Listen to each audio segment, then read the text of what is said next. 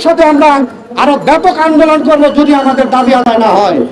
শ্রমিক আমরা অসহায় অবহেলিত শ্রমিক, আমাদের শুধু একটি জিনিসই সরকারের পক্ষ থেকে দেওয়া হয়, সেই জিনিসটা হলো শ্রমিক কল্যাণ ফান্ডের একটি অনুদান।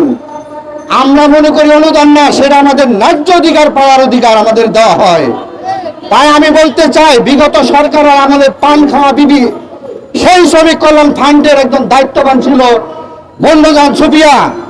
সে আমাদের শ্রমিকের ঘামের টাকা, রক্তের টাকা নিয়ে তার সেই খুলনাতে বাসভবন তৈরি করেছিল এবং আমরা যত আবেদনের নাম দেখেছি সমস্ত নামের পিছনে দেখেছি শুধু খুলনা, শুধু খুলনা। তাই আমি বর্তমান উপদেষ্টা পরিষদের যারা আছেন তাদেরকে উদ্দেশ্য করে বলতে চাই, বাংলাদেশ বিনির্মাণ করবার কারিগর কিন্তু এই নির্মাণ শ্রমিক। বাংলাদেশ সৌন্দর্য কারিগর গড়ার তৈরি কিন্তু এই নির্মাণ শ্রমিক। বাংলাদেশের যত অট্টালিকা দেখেন, আপনারা যেখানে ঘুমান সেটা কিন্তু নির্মাণ শ্রমিকের হাতের ছোঁয়া ছাড়া কখনো তৈরি হয় না।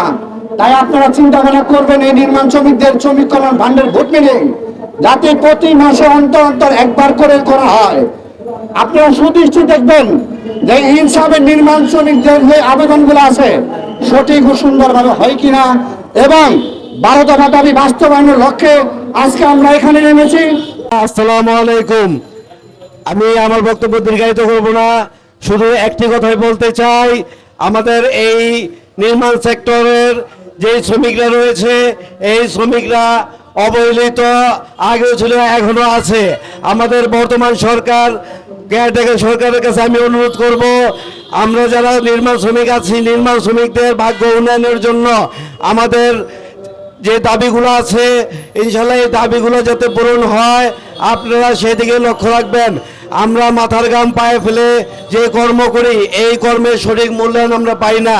আমি আশা করব এই ইনসাফের মাধ্যমে আমাদের এই শ্রমিকরা যে ঐক্যবদ্ধ আছে তাদের দিকে একটু দৃষ্টি দেন এবং আমাদের দাবিগুলো আপনারা ইনশাল্লাহ মেনে নেন এবং শ্রম আইনের প্রতি আমরা শ্রদ্ধাশীল হয়ে যে কাজগুলো করতেছি সেই কাজের যথাযথ